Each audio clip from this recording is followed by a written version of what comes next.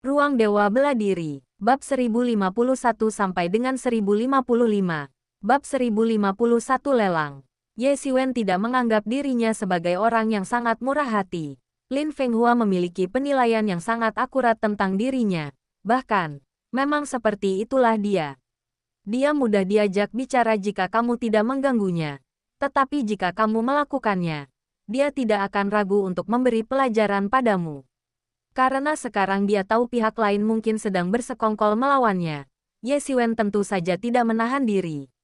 Namun, dia masih waspada terhadap penguasa kota yang belum menunjukkan wajahnya. Meskipun kekuatan Lin Fenghua tersembunyi dengan baik, dia masih bisa mengetahui bahwa dia adalah seorang ahli alam aspek Dharma tingkat menengah setengah langkah. Ini baru wakil penguasa kota pertama, yang berarti kekuatan penguasa kota mungkin bahkan lebih tinggi darinya. Dia hanya bisa menebak kekuatan penguasa kota itu, tetapi setidaknya, dia mungkin sudah berada di puncak tahap pertengahan alam aspek Dharma setengah langkah, atau bahkan seorang master di tahap akhir alam aspek Dharma setengah langkah. Menghadapi seorang ahli seperti itu, seseorang tidak boleh lengah. Meskipun dia yakin bisa lolos tanpa cedera, dia tidak ingin dikejar seperti anjing liar. Jika tidak, mereka tidak akan membiarkan Huang Suyi lolos begitu saja. Tentu saja, ada banyak sekali hal yang perlu dipertimbangkan. Dia hanya tinggal di Thunder City untuk waktu singkat dan tidak ingin terlibat dalam hal yang lebih serius. Namun, jika pihak lain masih ingin bersekongkol melawannya dan berurusan dengannya, maka dia tidak punya pilihan selain bertindak. Hanya menerima pukulan secara pasif tanpa melawan bukanlah gaya Ye Xiwen. Ye Xiwen menemukan penginapan untuk menginap, memesan makanan, dan duduk dengan tenang. Aku harus membeli artefak magis yang cocok di lelang besok. Ku dengar ada cukup banyak artefak magis yang dilelang kali ini. Aku masih ingin membeli beberapa tanaman obat langka dan berharga yang dapat meningkatkan kultivasiku. Sayang sekali kita hanya bisa berdagang dengan batu darah di sini. Seandainya kita bisa berdagang dengan kristal roh. Siapa yang masih menggunakan kristal spiritual? Apakah kita kekurangan? Kita punya sebanyak yang kita mau. Yang benar-benar berharga adalah batu darah, yang dapat langsung meningkatkan kultivasi. Meskipun jumlahnya tidak banyak, jika dikumpulkan, jumlahnya akan sangat banyak.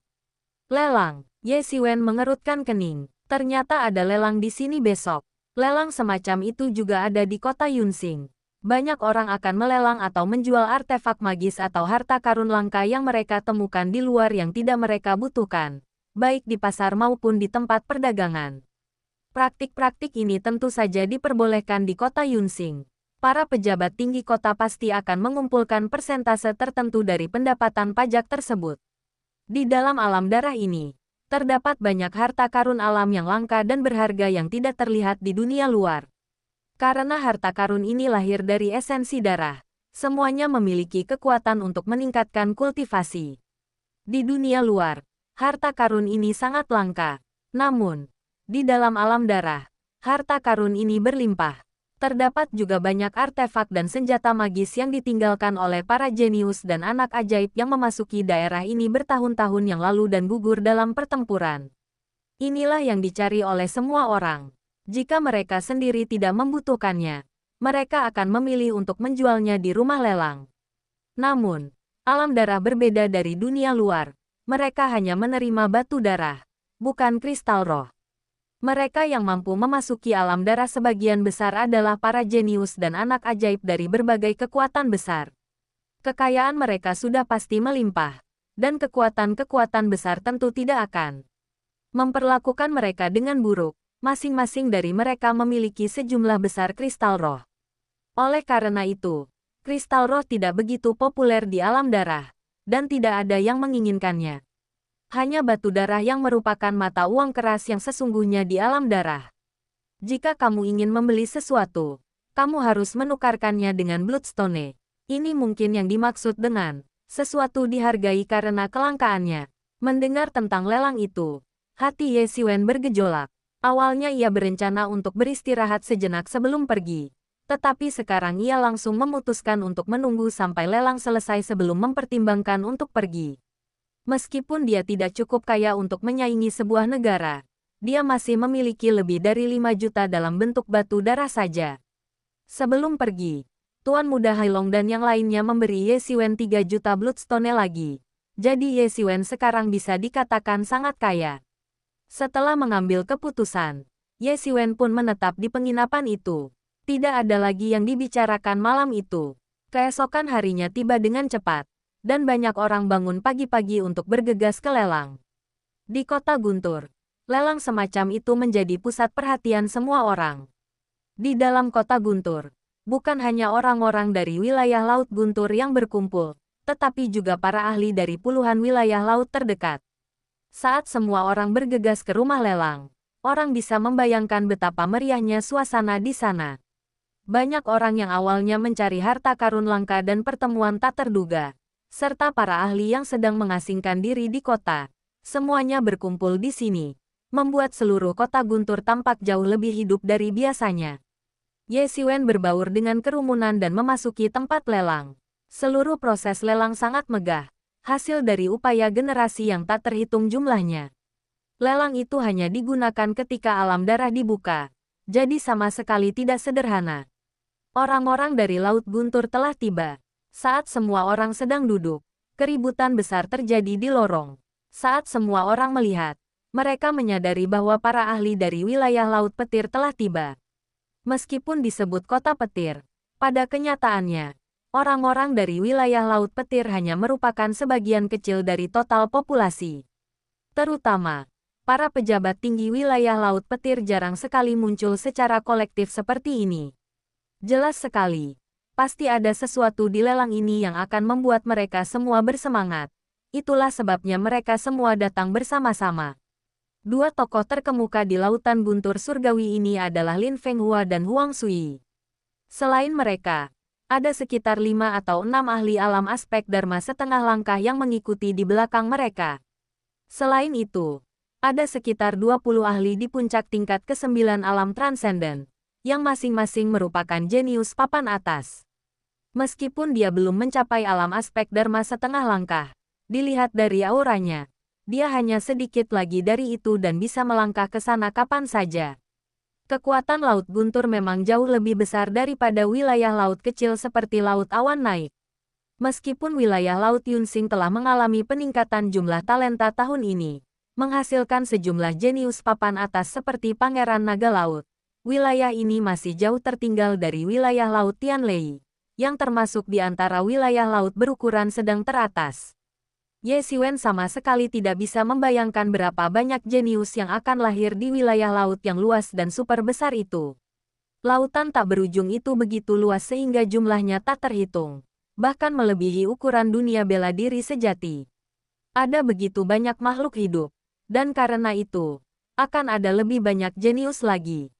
Lin Fenghua langsung mengenali Ye Xiwen di antara kerumunan, menghampirinya sambil tersenyum, dan berkata, "Saudara Ye, senang bertemu Anda lagi. Kebetulan sekali, Anda juga di sini untuk lelang, bukan?" Ye Xiwen sebenarnya ingin mengatakan sesuatu seperti, "Omong kosong, kenapa kau di sini kalau kau tidak datang untuk lelang?" Tapi pada akhirnya, dia hanya mengangguk diam-diam, tidak ingin mengatakan apapun, dan langsung pergi ke tempat duduknya. Melihat kesombongan Ye Xiwen, para ahli dari domain Laut Petir semuanya menunjukkan kemarahan. Kesombongan Ye Xiwen membuat Lin Fenghua merasa malu. Sekarang Lin Fenghua tidak hanya mewakili dirinya sendiri, tetapi juga wilayah Laut Petir. Apakah dia mencoba membuat wilayah Laut Petir terlihat buruk? Orang-orang dari wilayah laut lain juga bertanya-tanya siapa orang ini, yang berani bersikap dingin kepada Lin Fenghua. Anda harus tahu bahwa Lin Fenghua adalah wakil kepala kota pertama di kota ini. Ketika kepala kota sedang mengasingkan diri, semua keputusan diambil olehnya. Bahkan ketika dia tidak mengasingkan diri, dia masih memiliki banyak pengaruh. Lin Fenghua tampak tidak peduli dengan kemarahan orang lain. Namun, untuk sesaat ketika tidak ada yang bisa melihatnya, ekspresinya berubah gelap dan niat membunuhnya meningkat. Tapi itu hanya sesaat. Dan kemudian dia bertindak seolah-olah tidak terjadi apa-apa. Dia memimpin rombongan dari Laut Guntur ke sebuah ruangan pribadi dan mempersilakan mereka duduk. Setelah pertempuran Laut Petir, Sejumlah besar ahli berdatangan satu demi satu. Itu hanya masalah waktu. Di antara mereka terdapat banyak ahli di alam aspek Dharma setengah langkah. Ye Xiwen melihat lebih dari selusin ahli di alam aspek Dharma setengah langkah. Ini bahkan bukan para ahli Laut Guntur. Hanya bisa dikatakan bahwa kemakmuran kota Guntur jauh melampaui kemakmuran kota Yunsing. Dan tidak ada bandingannya. Halo semuanya. Saya sangat senang Anda dapat berpartisipasi dalam lelang yang agak tak terduga ini. Anda semua seharusnya sudah sedikit tahu tentang apa yang terjadi dalam lelang ini. Jadi saya tidak akan menjelaskan terlalu detail. Mari kita mulai. Lelang tersebut dipandu oleh seorang pemuda dari suku laut. Dia tegas dan efisien, serta sangat berpengalaman dalam memandu lelang semacam ini. Hal pertama, saya yakin, akan sangat menarik bagi banyak orang. Dengan kata-kata dari makhluk laut muda ini, rasa ingin tahu banyak orang pun terpicu. Apa sebenarnya yang akan menarik minat mereka semua? Itu adalah senjata tingkat bumi yang rusak, pedang sihir yang rusak. Begitu makhluk laut muda itu selesai berbicara, suara terkejut terdengar di seluruh aula. Bahkan senjata tingkat bumi yang rusak pun masih sangat berharga bagi mereka. Bahkan banyak ahli di alam aspek Dharma pun tidak memiliki senjata sihir tingkat bumi. Dan mereka yang dapat memperoleh senjata sihir tingkat bumi di bawah alam aspek Dharma sangatlah langka. Mereka seperti Ye Xiwen yang memiliki beberapa senjata sihir tingkat bumi benar-benar luar biasa. Hal ini langsung memicu persaingan sengit di antara banyak orang. Suara penawaran naik turun. Dan harga terus naik. Segera melebihi 500.000 batu darah. Bagi para ahli bela diri biasa, ini sudah merupakan batas kemampuan mereka. Bagi para ahli papan atas seperti Lin Fenghua dan Ye Xiwen, itu bukanlah jumlah yang besar. Namun, mereka biasanya memiliki senjata sihir tingkat bumi sendiri dan tidak perlu membeli senjata sihir yang rusak seperti itu. Pada akhirnya, artefak magis ini dibeli oleh seorang ahli alam aspek Dharma tingkat setengah langkah, yang dapat dianggap sebagai puncak pertama dari lelang ini. Seperti kebanyakan lelang, material langka dan berharga terus-menerus dilelang. Tetapi selain barang pertama, artefak sihir tingkat bumi yang sedikit rusak, Ye Xiwen sama sekali tidak menunjukkan minat pada barang-barang lainnya. Bab 1052. Kedokteran manusia. Semua barang itu berukuran kecil, dan tidak satu pun yang menarik minat Ye Xiwen. Namun, suasananya sangat meriah, dengan banyak ahli makhluk laut yang saling bersaing untuk membelinya. Lelang hampir mencapai setengah jalan, dan sementara para ahli makhluk laut biasa sering bergerak, para pemimpin puncak dari berbagai wilayah laut belum melakukan gerakan apapun, tampaknya menunggu barang terakhir yang paling dinantikan. Namun, ini adalah prosedur normal untuk lelang. Barang-barang terpenting selalu disimpan untuk bagian terakhir. Baiklah semuanya. Sekarang, mari kita sambut barang lelang kita selanjutnya. Barang ini berbeda dari yang sebelumnya. Ini adalah makhluk hidup. Wajah makhluk laut muda itu menunjukkan ekspresi yang agak ambigu. Semua orang sedikit bingung. Dan bahkan Ye Xiwen pun menjadi agak tertarik, karena tidak banyak kesempatan untuk melelang hewan hidup di lelang. Namun, ia segera menyadari apa itu. Sebenarnya, itu bukanlah sebuah objek, melainkan sebuah sosok. Seorang wanita yang tampak berusia awal 20-an, mengenakan pakaian compang camping, yang memperlihatkan sebagian kulitnya yang cerah. Wajahnya yang lembut tampak penuh dengan kekeras kepalaan, tetapi tulang selangkanya benar-benar kaku, membuat penampilannya terlihat sama sekali tanpa aura. Namun, yang membuat Ye Xiwen langsung mengerutkan kening adalah kenyataan bahwa wanita ini bukanlah makhluk laut, melainkan manusia. Meskipun manusia dan makhluk laut sangat mirip dalam banyak hal, terutama makhluk laut tingkat lanjut, seiring dengan peningkatan tingkat kultivasi mereka secara bertahap akan berkembang ke arah tubuh Dao, yang berarti mereka akan semakin mirip dengan manusia. Namun, apapun yang terjadi, hal ini tidak dapat menyembunyikan fakta bahwa mereka bukanlah manusia. Aura dari berbagai ras sangat berbeda. Dan Ye Xiwen hanya bisa menyembunyikan dan menirunya. Tetapi dia tidak bisa mengubah aura rasnya sendiri. Aura wanita ini jelas-jelas aura manusia. Dengan kata lain, makhluk-makhluk laut ini sebenarnya melelang wanita manusia ini di tempat. dan kemarahan Ye Xiwen langsung nibaofa. Bang! Dia mematahkan sandaran tangan di sampingnya menjadi dua. Pandangannya tertuju pada wanita di kejauhan. Semua orang sudah melihatnya. Benar, itu seorang wanita manusia. Pemuda makhluk laut itu tersenyum tipis. Namun, banyak ahli makhluk laut di bawah panggung agak bingung.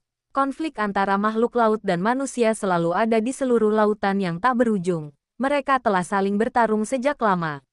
Mereka semua adalah para ahli terkemuka di antara generasi muda dari berbagai wilayah laut. Dengan kemampuan dan kekuatan luar biasa mereka, mendapatkan satu atau dua budak manusia, bahkan yang secantik makhluk surgawi, bukanlah masalah sama sekali. Apalagi satu atau dua. Bagaimana jika ada 100 atau 200, atau bahkan 1000 atau 2000? Mereka semua cukup bingung melihat seorang wanita dilelang di sini. Ye Xiwen menahan amarahnya. Tatapannya menjadi tenang dan dingin. Kalian pasti bertanya-tanya, apa yang begitu istimewa dari wanita manusia ini sehingga layak dilelang? Lanjut pemuda makhluk laut itu. Alasan wanita manusia ini bisa dilelang adalah karena dia jauh dari biasa. Dia memiliki tubuh asal 9 yin yang langka di antara manusia. Orang-orang dengan konstitusi ini dapat berkultivasi dengan sangat cepat, praktis seperti bangsawan. Setelah mendengar ucapan makhluk laut muda itu, napas semua orang menjadi lebih cepat, seolah-olah mereka menyadari sesuatu.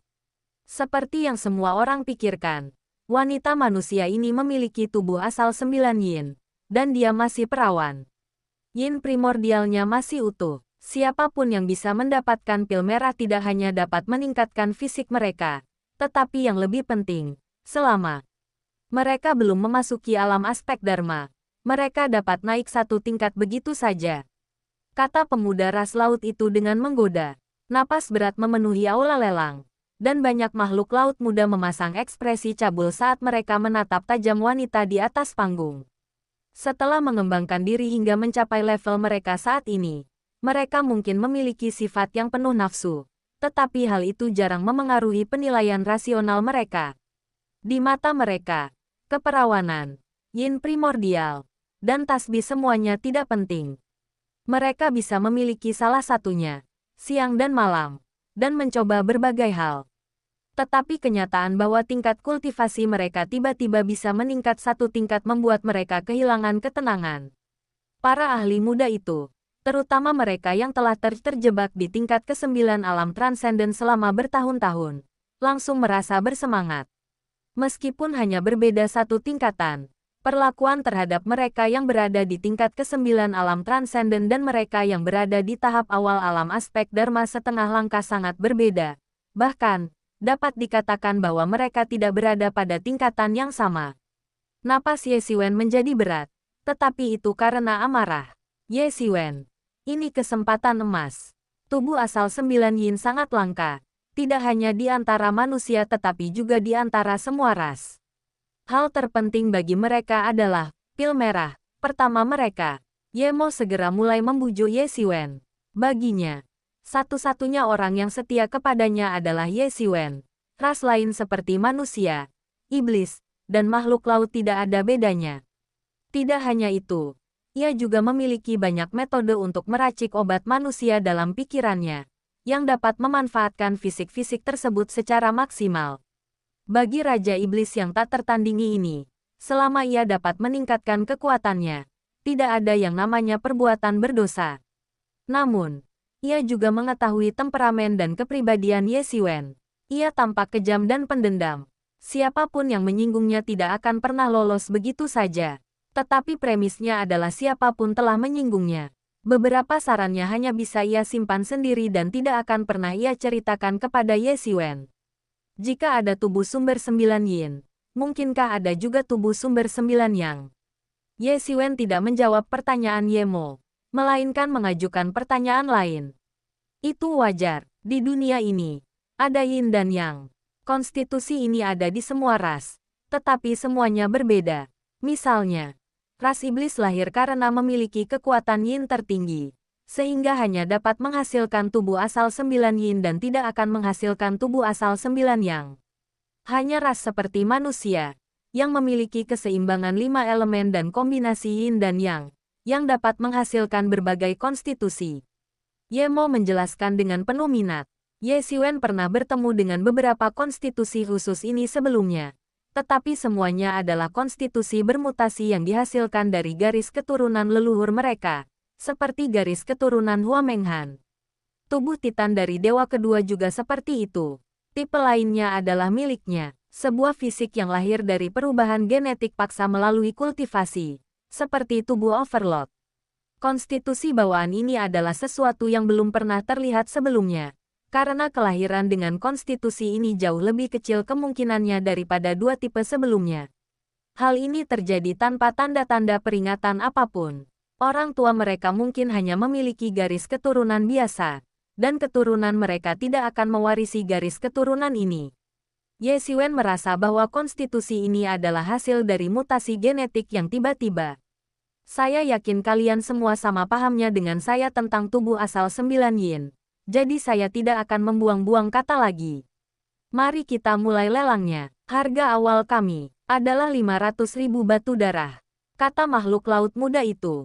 Harga ini seketika meredam semangat banyak pelaut yang awalnya bersemangat. Seolah-olah seember air dingin telah disiramkan ke atas mereka. 500.000 batu darah. Mungkin bagi para jenius papan atas, hal itu masih bisa diatasi. Tetapi bagi mereka, jumlah itu sudah melebihi seluruh kekayaan mereka.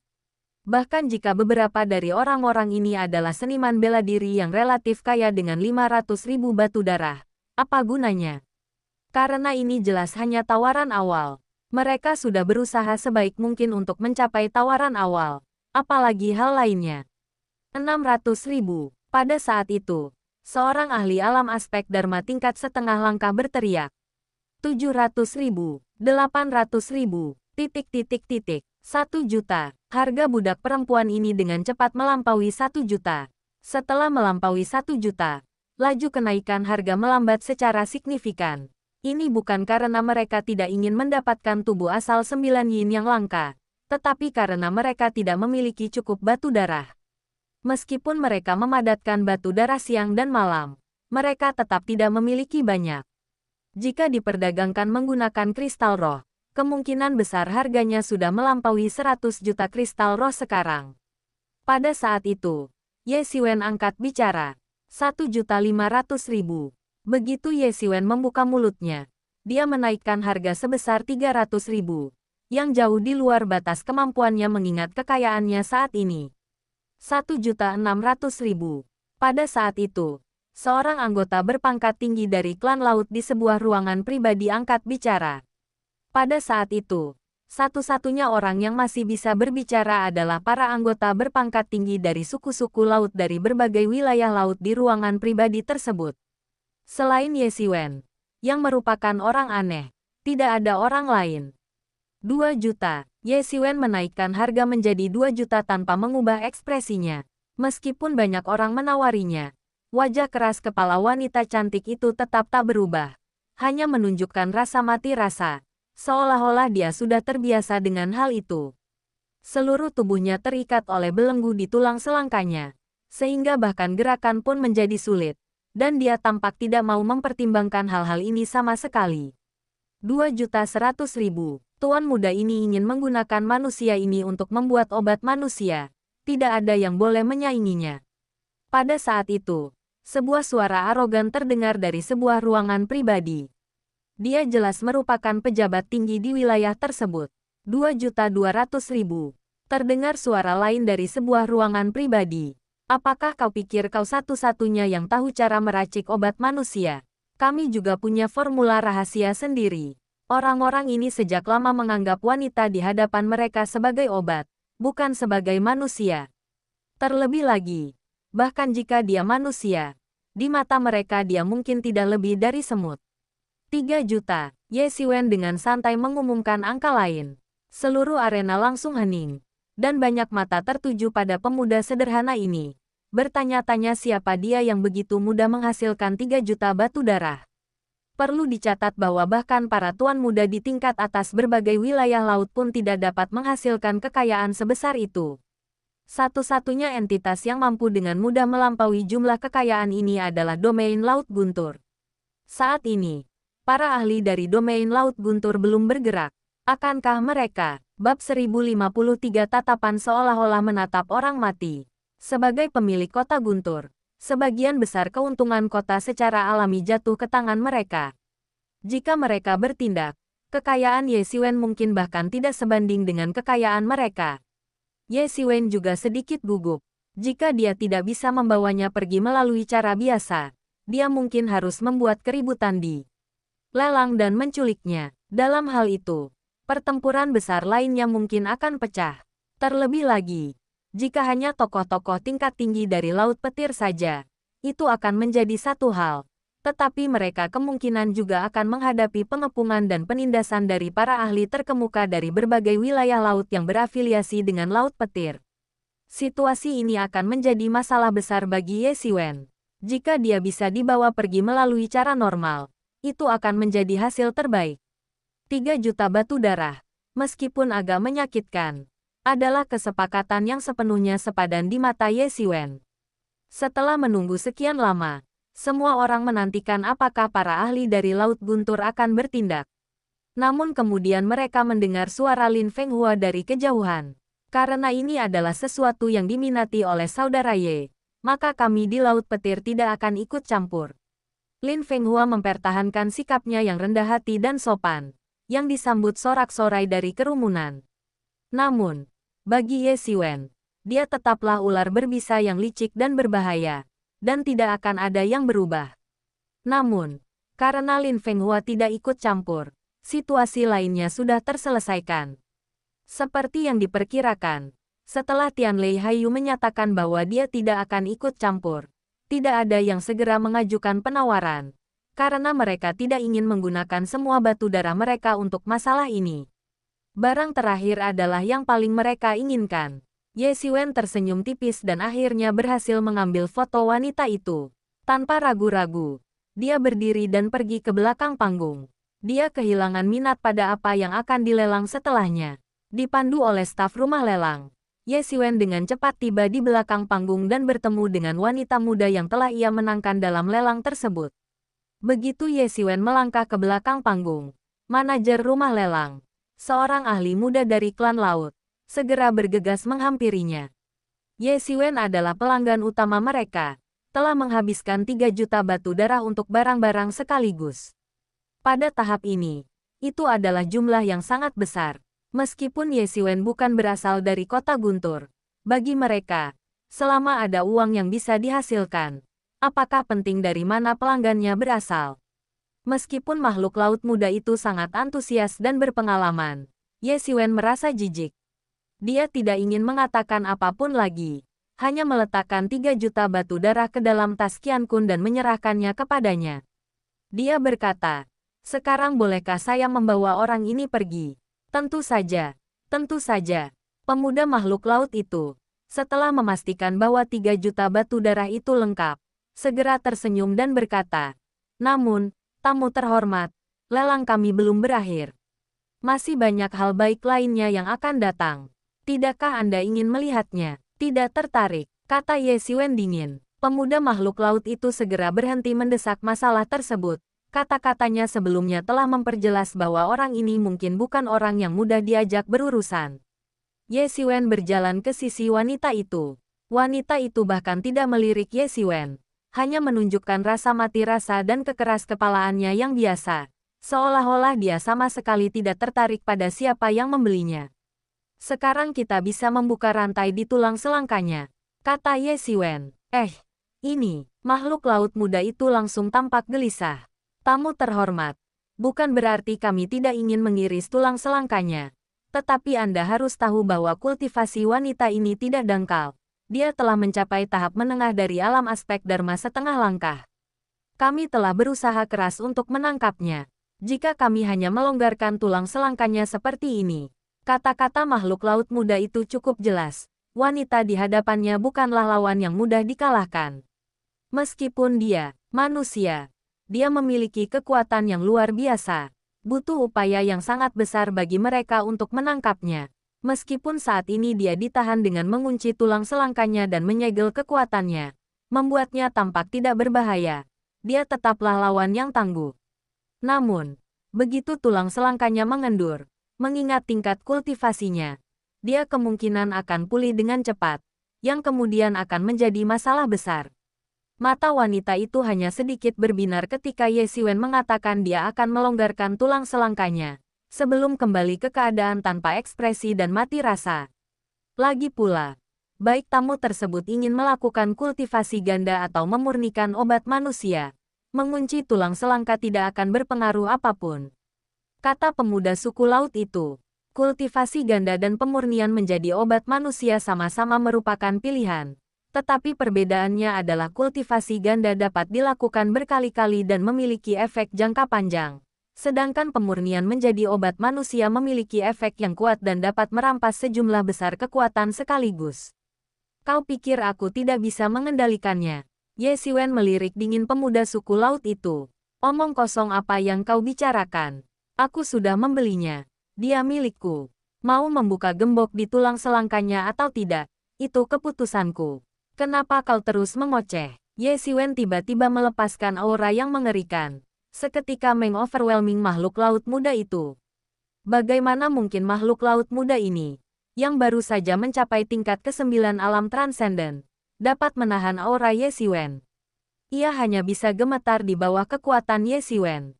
Namun ia menggertakkan giginya dan menolak untuk melepaskan. Tamu terhormat, demi Anda dan demi para tamu lainnya, kami tidak dapat membuka belenggunya. Lagi pula, kunci tulang selangkanya tidak ada di rumah lelang kami. Ia tak bisa menahan senyum getir, karena ia tak pernah membayangkan seseorang akan mengajukan permintaan aneh seperti itu, untuk membuka rantai di tulang selangkanya. Tidakkah ia tahu bahwa hanya dengan rantai di tulang selangkanya terkunci ia bisa melakukan apapun yang diinginkannya? Begitu rantai di tulang selangkanya terbuka, wanita manusia ini akan menjadi harimau gila, harimau betina yang mengamuk.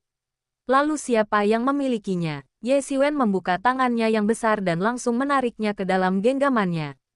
Tangan besarnya seperti lingkaran besi, mencengkeram lehernya dengan kuat, hampir membuatnya merasa lehernya akan dipelintir hingga putus. Ye Xiwen benar-benar seorang playboy arogan dan dominan dari keluarga berpengaruh. Para ahli makhluk laut lainnya di belakang panggung sangat cemas, tetapi mereka tidak berani maju. Ini bukan hanya karena Ye Xiwen adalah klien utama mereka, tetapi yang lebih penting, karena kekuatan Ye Xiwen yang menakutkan sedemikian rupa sehingga bahkan seorang pemuda di puncak tingkat ke-9 alam transenden pun tidak mampu menandinginya. Bagaimana mungkin mereka berani memprovokasinya? Wanita itu hanya menyaksikan semuanya terjadi dengan acuh tak acuh, mungkin. Dalam pikirannya, itu hanyalah anjing-anjing yang berkelahi satu sama lain. Itu ada di tangan penguasa kota Guntur kita, kata pemuda makhluk laut itu. Wajahnya memerah. Benar, benar, itu bukan di tangan kita. Ya, jika Anda bersedia menunggu, Anda juga bisa pergi ke penguasa kota untuk mendapatkan kuncinya. Pada saat itu, para ahli makhluk laut lainnya mengangguk setuju. Ye Xiwen sedikit mengerutkan kening. Bagaimana masalah ini bisa kembali melibatkan wilayah Laut Petir, mengingat masalah ini berada di tangan penguasa kota petir. Mungkinkah lelang ini sebenarnya diorganisir oleh wilayah Laut Petir? Ataukah itu diorganisir oleh kekuatan tertentu di Laut Guntur? Tidak heran Lin Fenghua bertindak begitu mulia dan adil. Tidak, bersaing dengan Ye Xiwen barusan. Ternyata ada alasan di baliknya. Memikirkan hal ini, Ye Xiwen langsung merasa sakit kepala. Yang paling mengganggunya adalah penguasa kota Guntur. Meskipun dia belum pernah bertemu dengannya, dia bisa menyimpulkan sebagian kekuatannya dari kekuatan Lin Fenghua dan yang lainnya. Sekalipun Ye Xiwen menghadapinya sekarang, dia mungkin akan melarikan diri dalam keadaan panik. Jika kuncinya berada di tangan penguasa kota petir, maka kemungkinan Ye Xiwen mendapatkannya terlalu kecil. Setelah memikirkannya, Ye Xiwen hanya bisa menyerah. Namun, rantai di tulang selangkanya tidak mudah dilepas. Karena tulang selangka merupakan titik fatal pada tubuh manusia. Begitu tulang selangka rusak, sekuat apapun Anda akan langsung tertindas dan berada di bawah belas kasihan orang lain. Apalagi kemampuan bela diri, bahkan kekuatan pun akan dikunci, membuat mereka tidak lebih kuat dari orang biasa. Secara umum, metode ini digunakan terhadap beberapa penjahat penting dan merepotkan.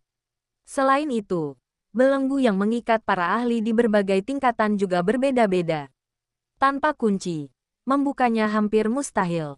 Tentu saja, jika kita bisa mendapatkan seorang ahli di alam aspek Dharma untuk membantu, seharusnya masih ada cara untuk menerobos secara paksa. Begitu luka terbuka, luka tersebut menjadi tidak signifikan. Dengan keahliannya, cedera ringan ini seharusnya dapat sembuh hingga sekitar 70–80% dalam waktu singkat. Inilah mengapa pemuda dari suku laut itu sama sekali tidak mau membuka kunci pipa.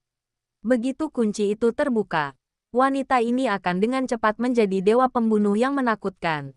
Dan berdasarkan apa yang telah mereka lakukan padanya di masa lalu, itu akan cukup untuk membuatnya melakukan pembunuhan massal. Meskipun Ye Xiwen mengatakan dia bisa mengendalikannya, siapa yang akan mempercayainya?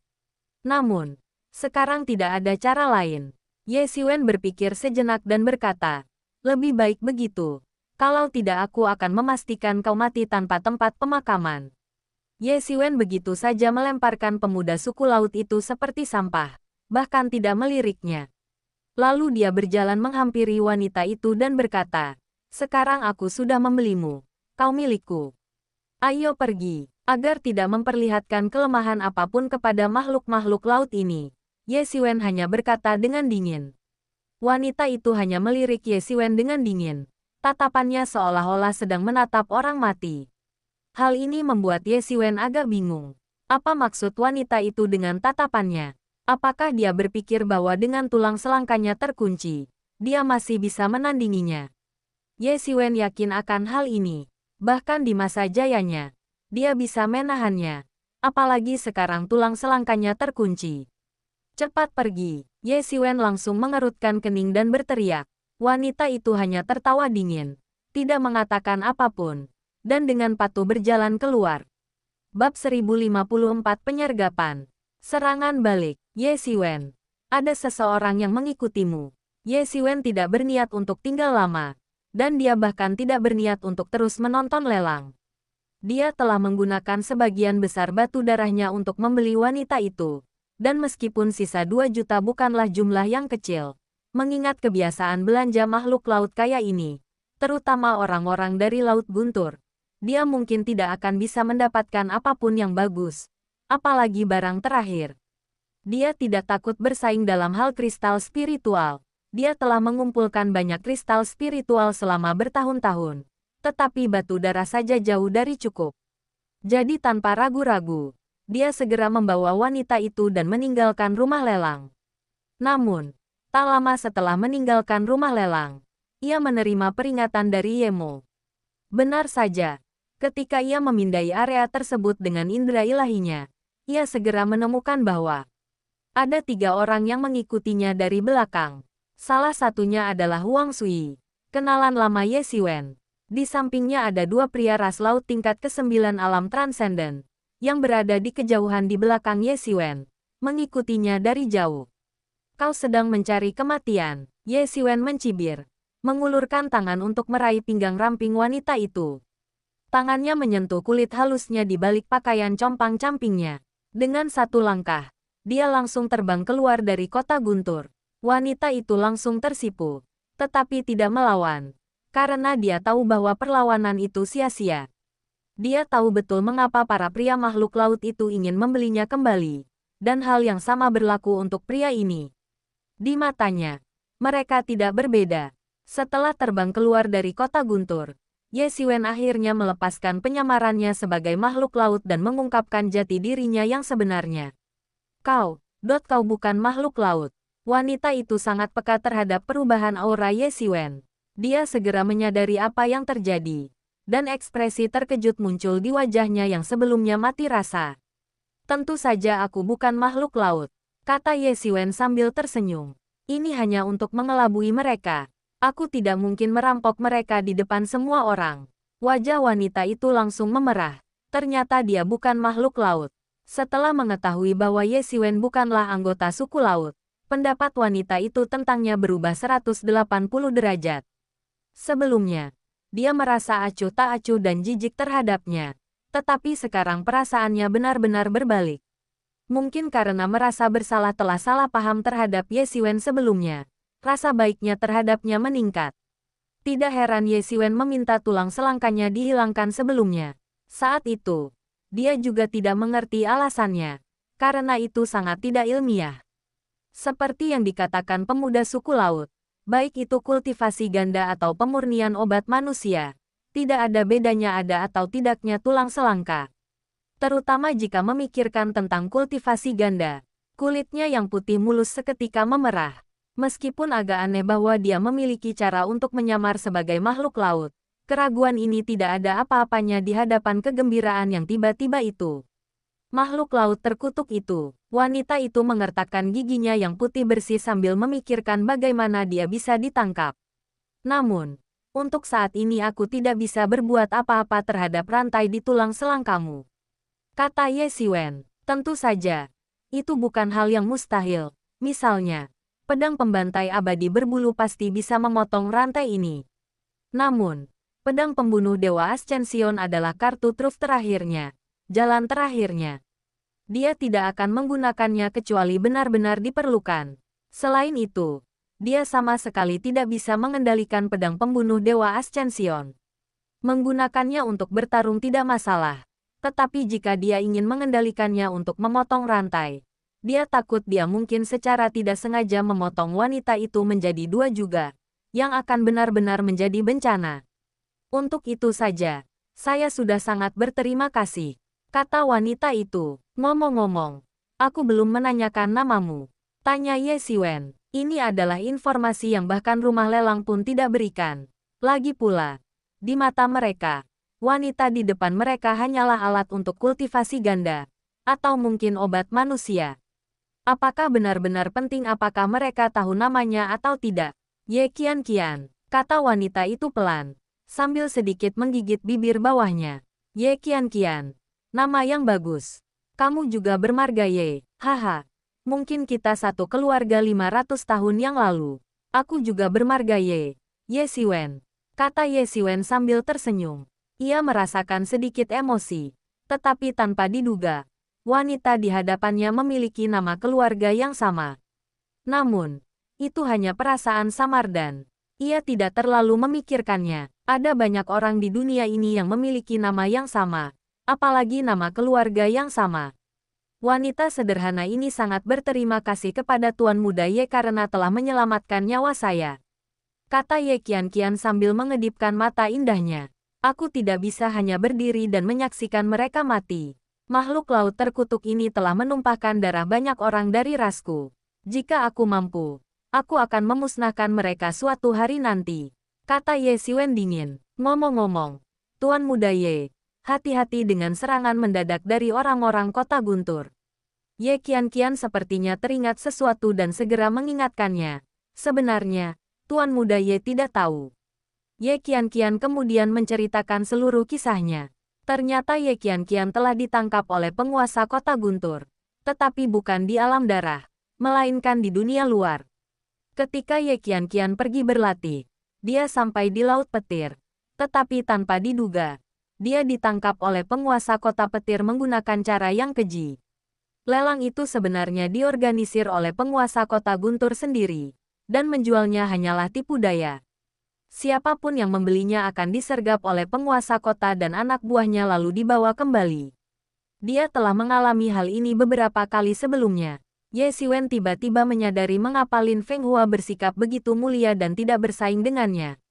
Ternyata ini adalah jebakan. Tubuh asal 9 yin hanyalah tipuan.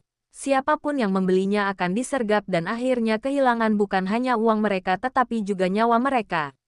Tak heran Ye Qian menatapnya seperti orang mati. Ternyata dia sudah tahu tentang rencana dan intrik orang-orang di kota Guntur sejak lama. Tetapi dia tidak mengatakan apa-apa. Dalam pikirannya, orang-orang laut ini semuanya sama saja. Hanya bertarung seperti anjing. Siapapun yang menang, dia tidak bisa menghindari menjadi korban kultivasi ganda. Jadi apa masalahnya baginya? Jika dia tidak kemudian mengetahui bahwa Ye Xiwen adalah manusia dan bahwa dia hanya berusaha menyelamatkannya, dia tidak akan mengatakan sepatah kata pun. Ye Xiwen kemudian memahami keseluruhan cerita. Awalnya dia mengira Huang Sui dan yang lainnya yang mengikutinya hanya mencoba menjebaknya karena dendam mereka sebelumnya. Tetapi sekarang tampaknya tidak sesederhana itu, dan seluruh kota Guntur mungkin terlibat. Tidak heran jika pemimpin suku laut lebih memilih dihancurkan sampai mati daripada menggorok tulang selangka Ye Qianqian. Semua pembicaraannya sebelumnya tentang takut Ye Qianqian tiba-tiba menjadi gila adalah omong kosong belaka. Itu karena mereka memang tidak pernah berniat membiarkan Ye Qianqian pergi. Jika tulang selangka Ye Qianqian digorok, maka akan ada masalah besar di kemudian hari. Dan mereka tidak akan bisa menangkap Ye Qianqian sama sekali. Meskipun dia belum pernah melihat Ye Qianqian dalam kondisi bertarung puncaknya, fakta bahwa bahkan wilayah Laut Petir telah berupaya keras dan menderita kerugian besar untuk menangkapnya sudah cukup untuk menunjukkan bahwa Ye Qianqian mungkin bukan orang yang mudah dikalahkan. Kilatan amarah membabi buta muncul di matanya. Karena orang lain sudah bersekongkol melawannya, bagaimana mungkin dia bisa menahan amarahnya?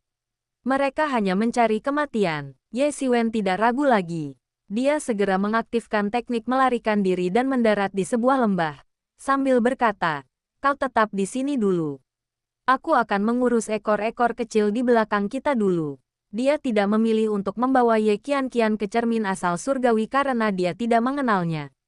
Di tempat seperti alam darah, atau bahkan di seluruh benua kuno yang terpencil, dia tidak memiliki kerabat atau teman. Lebih baik selalu berhati-hati. Dia tidak ingin mengungkap cermin asal surgawi. Karena begitu terungkap, pasti akan menimbulkan guncangan. Artefak penyimpanan biasa hanya dapat menyimpan benda mati dan sama sekali tidak dapat menyimpan makhluk hidup. Apalagi sesuatu seperti cermin asal surgawi, yang hampir merupakan dunia mandiri yang telah berkembang secara independen. Jika terungkap, Ye Siwen pasti akan menghadapi bahaya besar.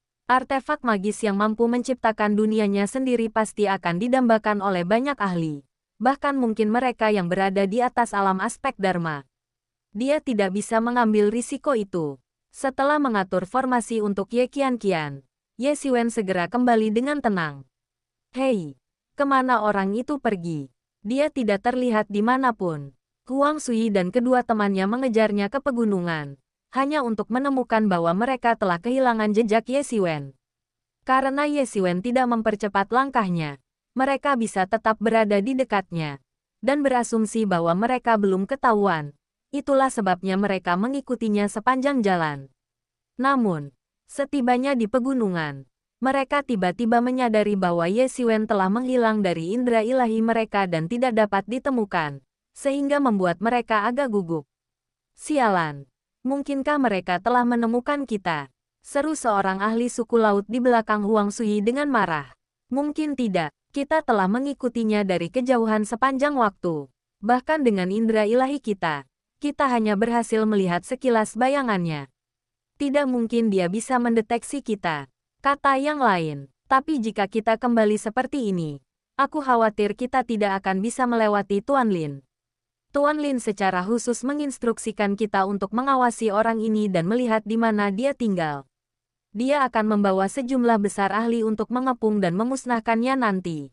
Cari, aku tidak percaya, kemana pria ini bisa kabur dengan wanita yang tulang selangkanya terkunci. Kata Paman Huang dengan marah. Setelah menderita kekalahan di tangan Ye Siwen, ia kehilangan ketenangannya dan dipenuhi amarah serta kebencian terhadap Ye Siwen. Ya, jawab kedua ahli makhluk laut itu dengan cepat. Tepat saat itu, suara desisan tajam terdengar dari kejauhan, diikuti oleh aura pedang yang menakjubkan muncul di depan mata semua orang. Bab 1055 membunuh Huang Sui. Cahaya pedang menembus langit, dan dengan kecepatan kilat, langsung menusuk leher seorang master di tingkat ke-9 alam transenden. Puff, sekuntum bunga darah mekar. Dan sebelum ahli tingkat ke-9 alam transenden itu sempat bereaksi, tubuhnya tertusuk, jatuh langsung dari udara, dan kekuatan hidupnya padam. WHO, kecelakaan itu terjadi terlalu cepat. Huang Sui hanya sempat berteriak, tetapi dia tidak sempat membantu ahli yang berada di tingkat ke-9 alam transenden. Meskipun dia lengah, bahkan dengan tingkat kultivasinya, dia tidak dapat bereaksi tepat waktu, yang menunjukkan betapa cepatnya serangan pedang itu. Dengan kata lain, jika serangan pedang itu ditujukan kepadanya, dia mungkin akan tewas seketika. Wosh! Cahaya pedang menakjubkan lainnya melesat masuk dari tengah udara. Puff! Bunga darah lainnya bermekaran. Dan seorang ahli tingkat ke-9 dari alam transenden lainnya gugur di tangan pedang. Siapa? Huang Sui mulai merasa gugup dan takut saat itu. Musuh yang tak terlihat adalah yang paling menakutkan. Pada saat itu, sesosok berwarna cian perlahan muncul di hadapannya. Itu adalah Ye Xiwen. Pupil matanya sedikit menyempit karena takut. Karena dia tahu betul bahwa kekuatan Ye Xiwen mungkin bahkan lebih besar darinya. Setelah pertempuran sebelumnya, dia juga mengerti bahwa dia bukan tandingan Ye Xiwen. Dan justru karena itulah dia sangat ketakutan saat ini.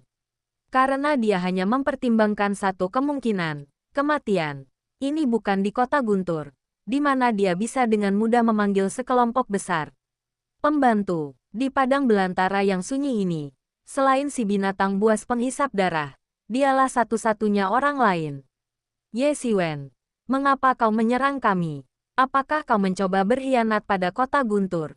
Tidakkah kau takut diburu habis-habisan oleh kami? Pada saat ini, Huang Sui memaksa dirinya untuk tenang dan mengancam Ye Xiwen. Menurutmu kenapa aku menyerangmu? Aku sudah tahu semua tipu dayamu. Kau masih ingin mengakali aku. Kau mencari kematian, kata Ye Xiwen dengan nada mengejek.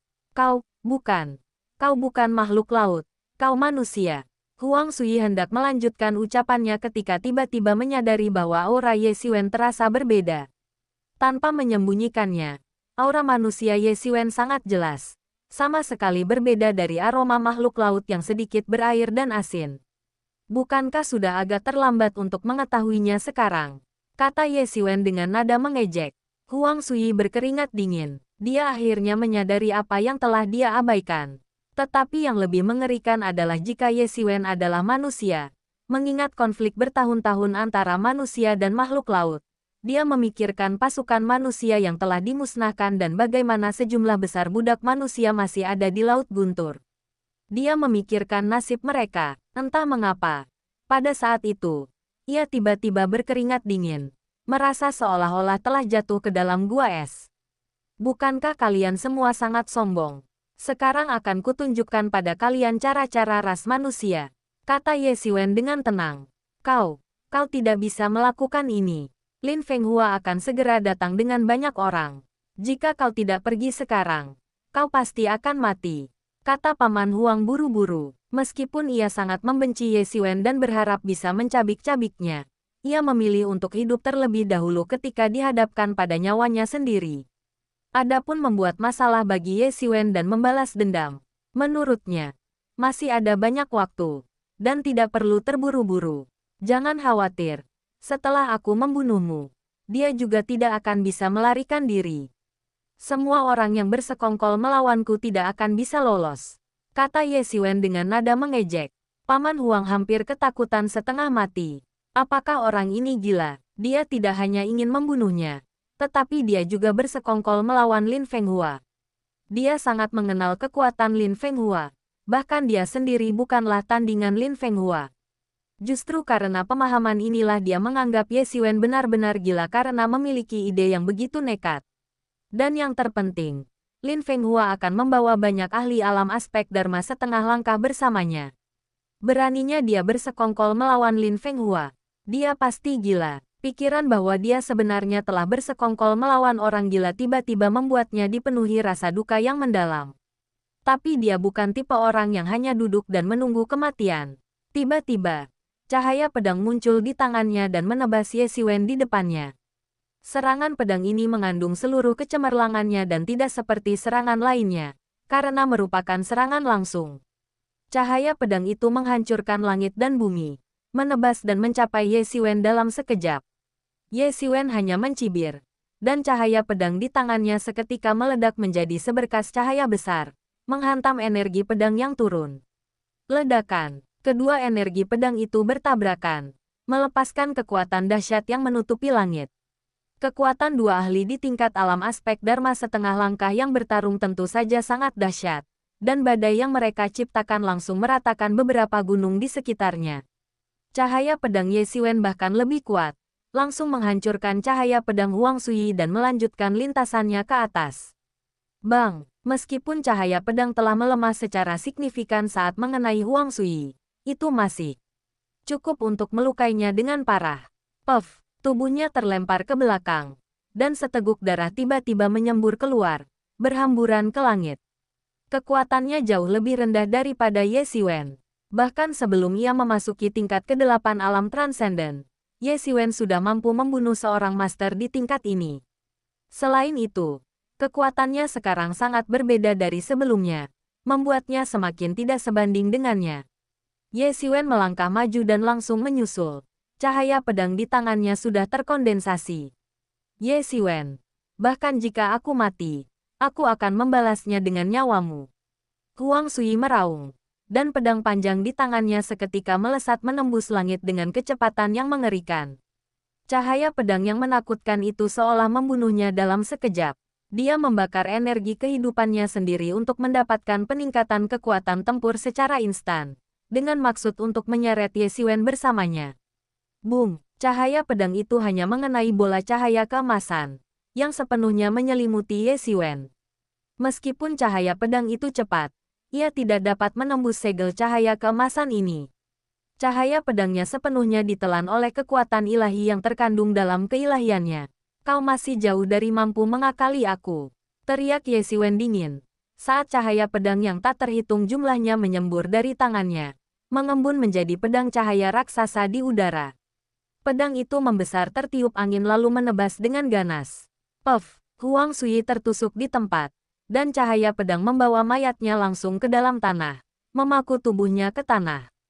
Saat asap dan debu menghilang, bau darah memenuhi udara, menampakkan dunia merah darah yang tak terbatas.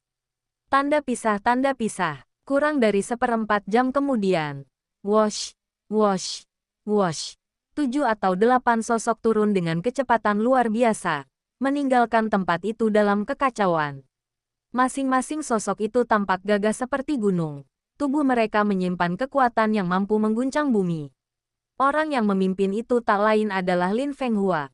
Tidak lama setelah lelang berakhir, dia memimpin anak buahnya untuk mengejar mereka dengan kecepatan penuh. Namun, dia lebih khawatir Ye Xiwen lolos daripada Huang Sui mendapat masalah. Meskipun Huang Sui bukanlah tandingan Ye Xiwen, dia percaya bahwa setidaknya dia bisa mengawasinya dari kejauhan. Mereka semua sudah mati, kata Lin Fenghua dengan wajah muram. Ada 3 mayat di tanah, yang tampaknya ditinggalkan Ye Xiwen terburu-buru tanpa sempat membersihkannya. Sialan, anak itu pasti sudah tahu tentang Paman Huang, kata Lin Fenghua dingin. Lalu apa yang harus kita lakukan? Akan berbeda ceritanya jika kita tidak bisa mendapatkan kekayaan anak itu, dan senjata itu tidak berarti apa-apa. Tetapi jika kita kehilangan wanita itu, bagaimana mungkin Hao Chang membiarkannya begitu saja? Di belakang Lin Fenghua, ada seseorang yang hampir setara dengannya, yang statusnya tidak jauh lebih rendah dari Lin Fenghua. Kerumunan itu seketika menjadi agak acuh tak acuh, karena Hao Chang ini tak lain adalah penguasa kota Guntur saat ini. Semua orang tahu bahwa wanita itu adalah alat Hao Chang untuk menembus tingkat kultivasinya. Jika dia gagal mencapai tahap akhir alam aspek Dharma setengah langkah kali ini, maka esensi yin primordial murni dalam diri wanita ini akan menjadi kunci terobosannya.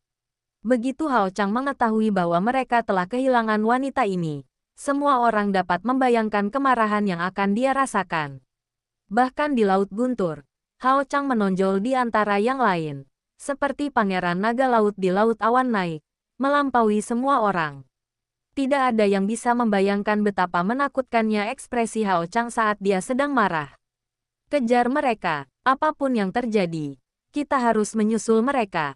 Jika tidak, jika Hao Chang marah, kau akan tahu akibatnya, kata Lin Fenghua sambil sedikit mengerutkan kening. Adapun 3 mayat yang tergeletak di tanah, tak seorang pun meliriknya. Seolah-olah mereka tidak peduli sama sekali. Atau lebih tepatnya, orang mati itu tidak layak mendapat perhatian mereka. Kekuatan Laut Petir ini memang luar biasa. Orang-orang yang dibawa Lin Fenghua saja jauh lebih unggul daripada orang-orang dari kota Yunxing. Di sebuah lembah, Ye Xiwen memandang kerumunan di langit dan bergumam pada dirinya sendiri. Di sampingnya ada Ye Qianqian, yang tulang selangkanya terkunci. Saat ini, dia hanya duduk bersila di tanah, perlahan memulihkan sebagian energinya. Di masa lalu, ketika dia berada di tangan makhluk laut kota guntur, dia bahkan tidak diizinkan untuk memulihkan energinya. Esensi sejatinya pada dasarnya hanya sedikit untuk mempertahankan hidupnya. Sesekali, sebagian esensi sejatinya akan diekstraksi untuk mencegahnya melarikan diri. Sekarang, dengan Ye Xiwen, tidak perlu terlalu berhati-hati. Bahkan, terikat di tulang selangka bukan berarti tidak ada harapan.